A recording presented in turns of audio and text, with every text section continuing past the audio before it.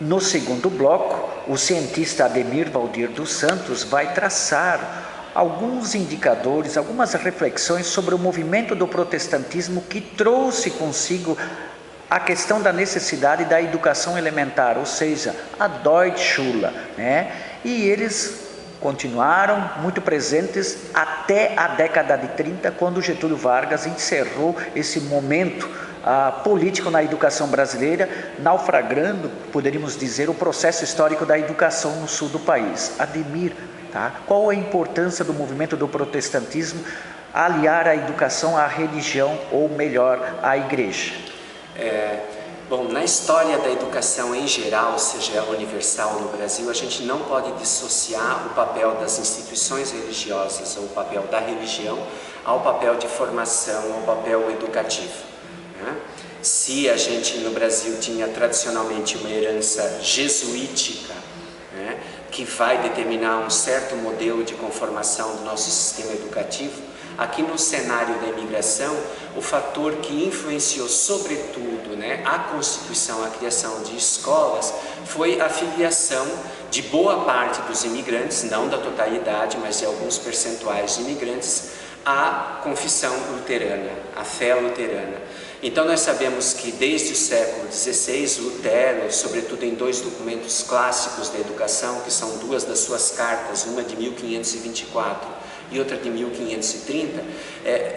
dizia da importância, né, de que as comunidades, de que o Estado, de que os principados, enfim, criassem e mantivessem escolas, e exortava os pais para que enviassem seus filhos à escola, porque é um dos pressupostos da fé da confissão protestante, particularmente luterana, é de que o sujeito tem que ter acesso à palavra de Deus, à palavra sagrada, por ele mesmo. Então ele precisa aprender a ler, a escrever, para ele mesmo ler a versão da Bíblia conforme a tradução do Dr. Martinho Lutero, de Martin Luther, né? Esse elemento, essa semente do luteranismo certamente foi trazida com os imigrantes para cá. Então, ao chegar aqui, não havendo, né, iniciativas do Estado brasileiro, isso tanto no Império como depois na República, né, não havendo escolas para enviar seus filhos, o que esses imigrantes fizeram? Motivados por esse ideal luterano, eles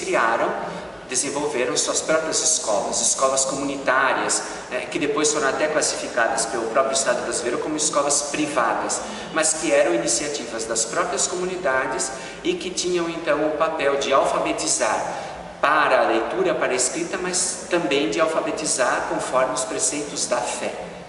Então esse é um elemento que a gente não pode deixar de considerar, essa íntima associação entre a criação de escolas e a ação das instituições religiosas, das igrejas protestantes luteranas.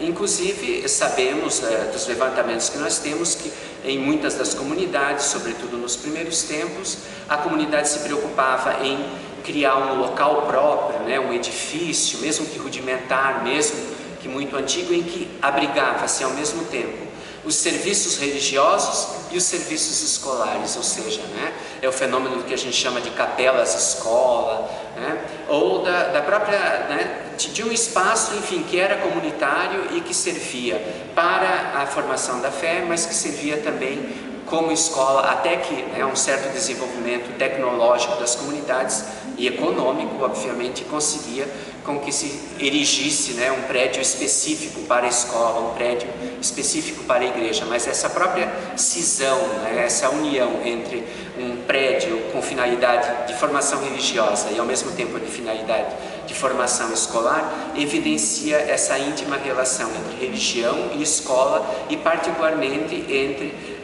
a criação de escolas e o protestantismo, ou mais especificamente o luteranismo, a difusão das ideias luteranas que vieram com os imigrantes, né, oriundas lá do ideário educativo de Lutero do século XVI, e que aqui foram preservadas, e que aliás se preserva até hoje, uma vez que nós temos no Brasil inteiro, né, um sistema de escolas, de colégios, mesmo de universidades, né, de instituições educativas em geral, que é orientado, vinculado à confissão protestante luterana. isto, Ademir, as Gemeinschule, né, foram uma prática em Bridertal, aqui no Jaraguá Centro, e eu acredito até em Hansa. E também aconteceu em Xereda com o movimento do Sínodo do Norte da América, o que eles chamam popularmente Missouri, que é, na verdade, a Igreja Luterana do Brasil. Eles também constituíram uma escola na década de 30, né, aonde que o pastor era o professor. Tá? Existiu de fato uma diferença nessas escolas estrangeiras, né, remanescentes da imigração e da colonização. Esses pastores, eles faziam a diferença pedagógica em relação ao professor, que digamos que tinha só a formação básica de professor? Esse é um capítulo interessante, né? A gente pode se perguntar, então, a partir do momento em que a gente tem constituído a imigração alemã aqui em Santa Catarina e nessa região, então a partir de 1824, 1827, depois 1850, né, essas várias levas durante o século XIX e no início do século XX, né, a gente pode se perguntar o seguinte: mas quem eram os professores dessa escola? Então, vários estudiosos, né, já têm apontado que, por exemplo, se indicava para professor de uma escola dessas comunitárias, simples, criada pelos próprios sujeitos, que podiam ser eles também pessoas muito simples, mas que dominavam alguma coisa da letra e da escrita. Por exemplo, um pesquisador, o Williams, por exemplo, fala de um princípio negativo que elegia um professor para a comunidade. Ele ia dizer que pessoas que não estavam muito aptas ao trabalho, que tinham se acidentado, ou que tinha acontecido algum problema com elas, né, em função dos trabalhos necessários para o início da comunidade, a comunidade acabava acordando que essa pessoa faria o papel de professor. Então essa pessoa não tinha propriamente uma formação pedagógica, né? Então muitas das primeiras escolas, né, elas tinham simplesmente uma pessoa que não tinha uma formação pedagógica, mas que podia ensinar os rudimentos da escrita, da leitura para as crianças. Mas ao mesmo tempo, em algumas comunidades com seu desenvolvimento, é possível, né, fazer uma relação com a chegada de pastores, né, de pessoas vinculadas à igreja evangélica. E aqui a gente teria que fazer uma distinção também, que nós tivemos, né, aqui no sul do Brasil, a formação, né, de dois blocos distintos vinculados à fé luterana, né? Nós tivemos o sínodo rio-grandense e depois tivemos o sínodo Missouri. Então a própria história da constituição da igreja de confissão luterana, né, seja de confissão luterana como a evangélica, a luterana no Brasil, são capítulos que precisam ser estudados, porque também houve uma cisão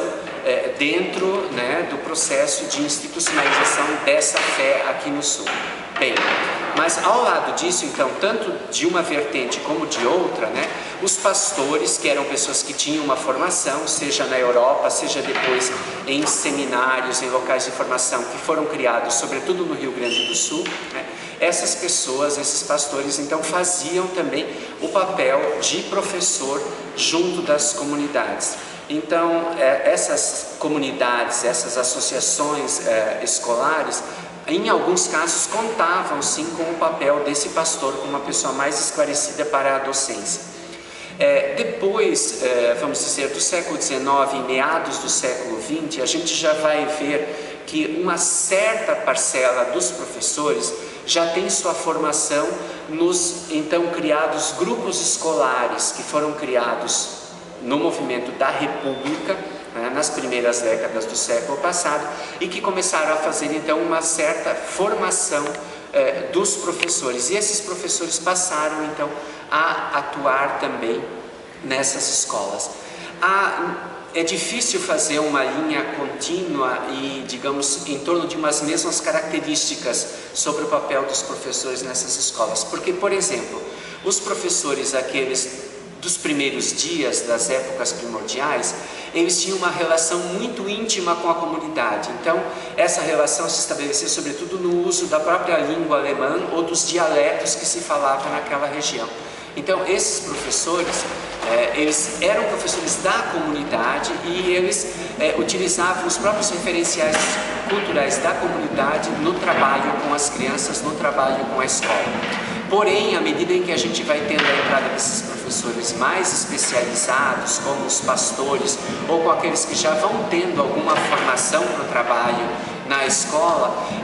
e também devido à influência das primeiras políticas de nacionalização, já nos anos 1910, 1920, a gente já vai ter uma mudança no trabalho desse docente. Ele já passa a usar, ao lado da língua alemã como elemento de ensino e como elemento de estudo, elementos da língua nacional, da língua portuguesa, até mesmo porque esses imigrantes, seus descendentes, estavam inseridos no cenário nacional. Então eles também tinham uma necessidade objetiva, concreta, de conhecer as questões nacionais. Então essa é uma polêmica que se cria entre os aspectos de estrangeirismo, né, esses aspectos que eu chamo na minha literatura de alienígenas, né, que foram trazidos, e o embate que se faz com os aspectos nacionais, tipicamente brasileiros, então, de abrasileiramento, que vão entrando nessas escolas através da prática dos professores, que vai sendo uma prática, vamos dizer, meio que híbrida. Ele vai tendo que conservar alguns elementos de comunicação com as crianças